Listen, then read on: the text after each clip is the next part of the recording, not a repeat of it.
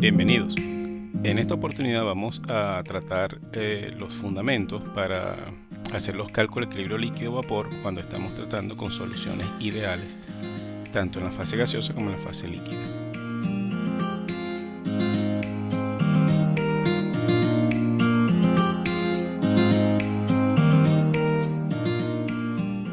Entonces el objetivo de esta clase es demostrar todo lo necesario para poder realizar esos cálculos de equilibrio líquido-vapor. Y hasta ahora hemos visto las ecuaciones que están relacionadas con el equilibrio de fase en forma general. La ecuación de Gibbs-Duhem, la ecuación de Euler que nos permite calcular el valor de las propiedades de la solución a partir de las propiedades molares parciales, el concepto de potencial químico que está relacionado con la energía necesaria para que una componente pueda transferirse de una fase a otra, cómo calculamos el potencial químico a partir de la fugacidad y del coeficiente de fugacidad. Y todo esto converge en lo que denominamos el criterio de equilibrio. Criterio de equilibrio de fase, donde las temperaturas deben ser iguales en cada una de las fases, la presión y que el potencial químico de cada uno de los componentes en cada una de las fases debe ser igual. Cuando todo eso sucede, pues podemos decir que el sistema se encuentra en equilibrio de fase o equilibrio fásico, ¿sí? Nosotros vamos a implementar este criterio en operaciones como la destilación, ¿sí? Nosotros vamos a basarnos en lo que sería el concepto aplicado a la destilación simple, pero que a nivel industrial pasa a ser destilación fraccionada, como por ejemplo en una torre de refinación de crudos, ¿sí? Ya esto es una destilación multicomponente, pero si nos vamos a la base, dentro de la columna lo que hay son etapas en la cual se alcanza un equilibrio de fase, ¿sí? Y entonces existe un líquido que está en equilibrio con un vapor. A lo largo de la columna existe un perfil de temperatura, por ejemplo, si fuera una columna de destilación atmosférica, el tope está alrededor de unos 85 grados centígrados y el fondo alrededor de unos 330 grados centígrados. La operación es sencilla, simplemente a medida que va ascendiendo el vapor y descendiendo el líquido, de ese perfil de temperaturas, pues existe una remoción de un líquido que está rico en el componente que usted desea obtener. Por ejemplo, como en este caso, que tiene queroseno, gasóleo ligero, gasóleo pesado, en el tope tiene la nafta, y así sucesivamente. Pues si lo vemos en esencia, en el lado derecho, el gráfico derecho, lo que tenemos son diferentes etapas. O sea, esos platos pasan esas etapas de separación. Nosotros nos vamos a suponer que cada una de esas etapas de separación son etapas ideales y permite realizar análisis como por ejemplo análisis de McHale-Tyl, que es un método gráfico que te permite conocer el número de etapas teóricas que deben ser utilizados para lograr la separación, por ejemplo, de un sistema binario, ¿sí? Cada una de estas eslabones que parecen una escalera, pues representan una etapa teórica de separación, ¿ok? Entonces, para esto usted lo va a ver con más detalle en los cursos de proceso de separación, pero para lograr definir el número de etapas teóricas requeridas, pues se requiere también la utilización de diagramas de fases como este que le presento en el lado izquierdo, diagrama TXY, ¿sí?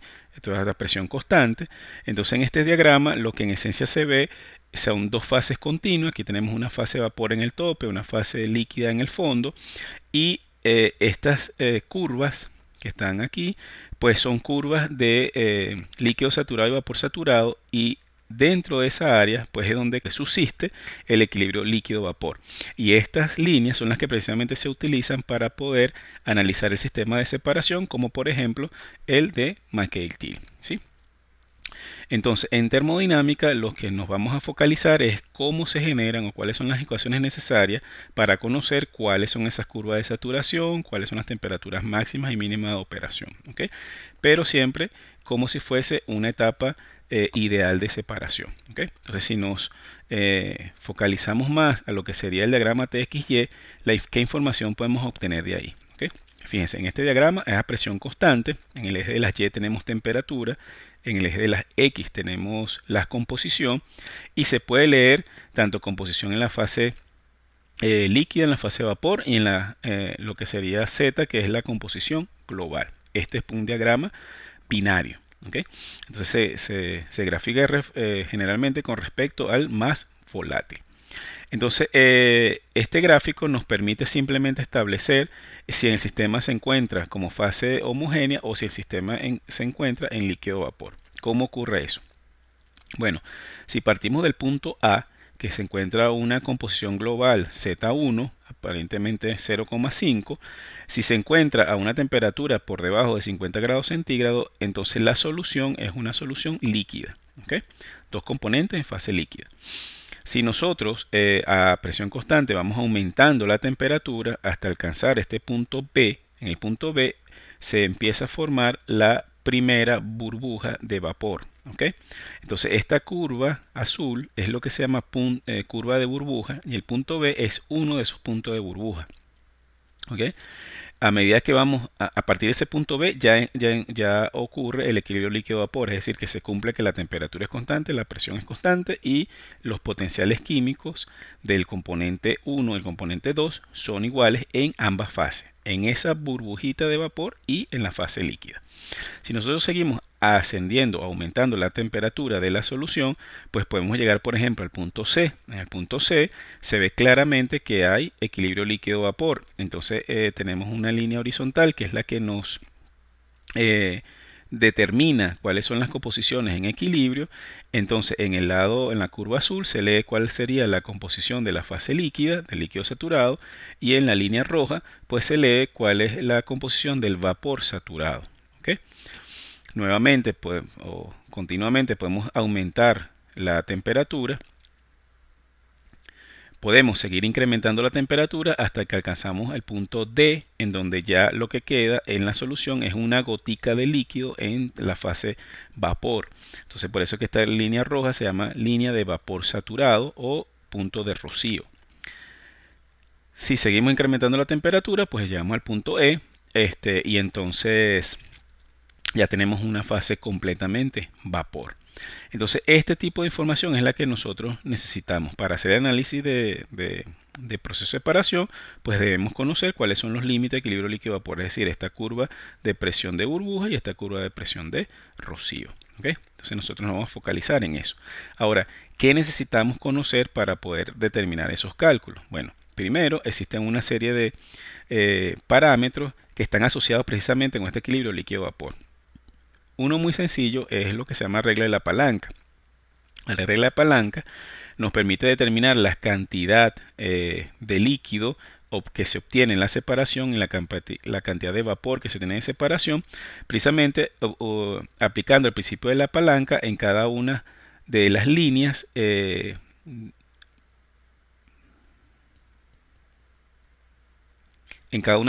equilibrio. Entonces, por ejemplo, si C es el punto de apoyo, yo puedo determinar cuál es la cantidad de líquido si resto, por ejemplo, cuánto sería la composición en la fase de vapor menos la composición global dividido entre la distancia que hay entre Y menos X1, es decir, toda la distancia de la línea de amarre. Entonces, así tendría cuánto sería la cantidad de L. De la misma forma, puedo saber cuánto es la cantidad de vapor conociendo la distancia que hay entre el punto Z1 y X1 dividido entre la distancia Y1 menos X1. El otro parámetro que podemos utilizar para definir el equilibrio líquido-vapor se llama coeficiente de reparto y como su nombre lo indica nos dice cómo un componente I se encuentra repartido entre la fase de vapor y la fase líquida, es decir, cuál es la composición en la fase de vapor y la fase líquida. Más adelante podemos determinar fácilmente que esa misma relación entre las composiciones también se cumple con las fugacidades parciales del componente en la fase líquida entre la fugacidad parcial del componente en la fase vapor. Finalmente, otro parámetro que no vamos a profundizar mucho en termodinámica, pero va a ser útil para la determinación de los puntos azeotrópicos, se llama volatilidad relativa. Y la volatilidad relativa lo que nos dice es qué preferencia tiene un componente con respecto a otro. Entonces se escribe volatilidad relativa IJ sería la constante de reparto de I con respecto a la constante de reparto de J. ¿Okay? Bueno, entonces, ¿cuáles serían esa es la composición, el punto de burbuja y el punto de rocío, ¿sí? Como le mencioné anteriormente, si nosotros en el mismo sistema hectano-decano tenemos una composición global de 0,5 y aumentamos la temperatura hasta que llegamos al punto B, se recuerdan que este es líquido saturado, este es punto de burbuja. ¿Qué sucede en el punto de burbuja? Bueno, usted tiene una burbuja de vapor. Si usted quisiera conocer cuál es la composición de esa burbuja, pues trazaría la línea de amarre hasta que coincida con la curva de rocío, ¿sí? O el punto de rocío. Entonces, por ejemplo, aquí veríamos que esa composición tiene 0,89, es una composición bastante alta. Pero entonces, si quisiéramos conocer cuál es la cantidad de vapor asociada con esta composición, vemos que es ínfima, o sea, es muy poquito. Entonces, sin embargo, esto sería la mayor concentración que podríamos obtener en la fase de vapor del componente 1 si lo hacemos en una sola etapa.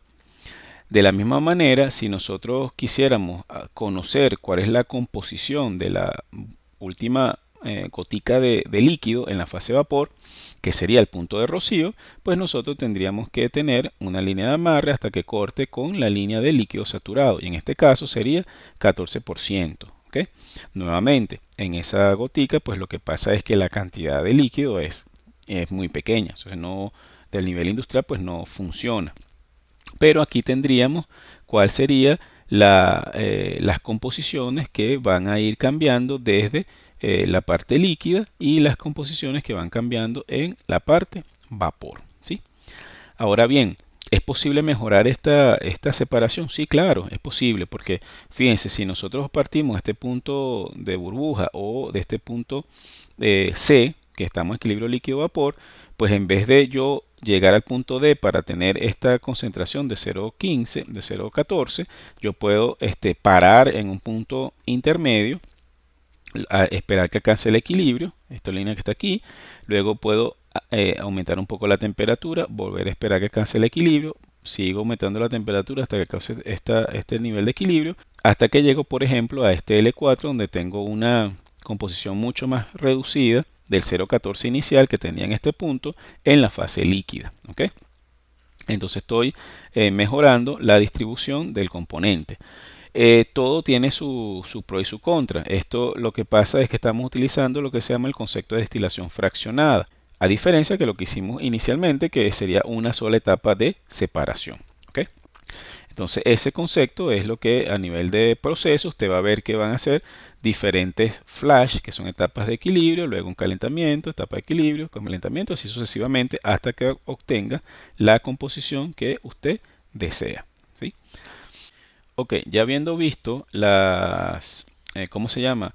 Los tipos de problemas, dos tipos de problemas que podemos resolver en equilibrio líquido-vapor, para poder conocer qué es lo que se requiere para numéricamente realizar esas cuentas, pues tenemos que centrarnos en un concepto que se llama grados de libertad. Y los grados de libertad de este tipo de proceso está basado en la regla de fase de Gibbs, que nos permite conocer el número de variables intensivas que son mínimas necesarias para poder resolver el problema de equilibrio líquido-vapor.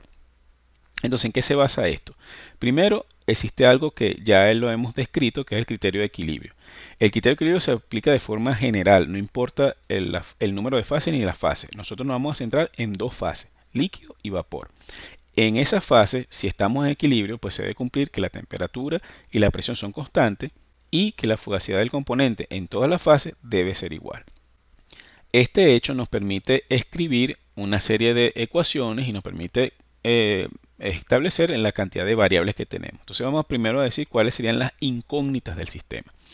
En nuestro sistema vamos a suponer que tenemos C componentes y que esos C componentes están distribuidos en pi fases. ¿Okay?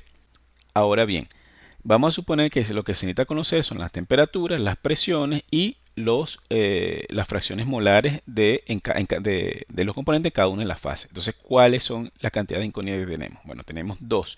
Si sumamos temperatura y presión, ¿ok? Y luego contamos las cantidades de fracciones molares. Entonces, fíjense, tenemos pi fases y como son fracciones molares, tenemos C componente, entonces no hace falta C-1 relaciones de las fracciones molares. Entonces, esto nos da el número total de incógnitas, 2 más pi por C-1. ¿Okay? Eso en cuanto a las incógnitas. Ahora vamos con respecto a las ecuaciones. ¿Cuáles son las ecuaciones que podemos escribir? Bueno, las que están relacionadas precisamente con el equilibrio, es decir, la igualdad de las fugacidades. Entonces, ¿cuántas ecuaciones de esas tenemos disponibles? Bueno, si tenemos C componentes, nos hace falta C por pi menos 1 relaciones que serían las relaciones de equilibrio. Para conocer el grado de libertad, pues lo que tendríamos que hacer es restar el número de incógnitas con respecto a las ecuaciones. Y entonces nos queda esa f, que son los grados de libertad, va a ser igual a 2 más c componentes menos pi fases. ¿Ok? Entonces sería las reglas de las fases. Si ahora nosotros nos focalizamos en, por ejemplo, un sistema binario de dos fases, ¿cuántas son los grados de libertad? Bueno, tenemos dos componentes, dos fases. Los grados de libertad serían 2.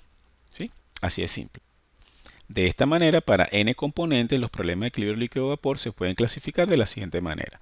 Primero, hasta ahora vamos a poder calcular puntos de burbujas y puntos de rocío. Entonces, cuando decimos tipo, PB significa presión de burbuja, PR presión de rocío. De la misma manera hacemos con la T, que es de temperatura, temperatura de burbuja, temperatura de rocío. ¿Qué pasa en los puntos de burbuja? En el caso 1 y en la temperatura B, ¿sí? Que la información que necesitamos es la temperatura y necesitamos y conocemos cuál es la composición global, ¿sí? Entonces ya sabemos para el punto de burbuja la temperatura necesitamos conocida y los XI, es decir, la composición del líquido en equilibrio va a ser igual al de la composición global. ¿Qué podemos calcular? Bueno, podemos calcular la presión y la fracción molar de esa burbuja. ¿Y cuál es el criterio de convergencia? Bueno, que la sumatoria de los Y tiene que ser igual a 1. De esa misma manera se construye todos los casos que nos restan. La presión de rocío, la única diferencia es que ahora estamos en la fase vapor, la temperatura la necesitamos y la fracción molar de la fase vapor en equilibrio va a ser igual a la composición global. Calculamos presión y composición en la gotica de líquido, bajo la restricción que la sumatoria de los XY debe ser igual a 1. Estos son los 4 casos que podemos calcular fácilmente de equilibrio líquido-vapor. Más adelante veremos otro que se llama el cálculo del flash, pero que no va a ser tratado en hasta ahora. Muchísimas gracias por su atención y seguimos en contacto.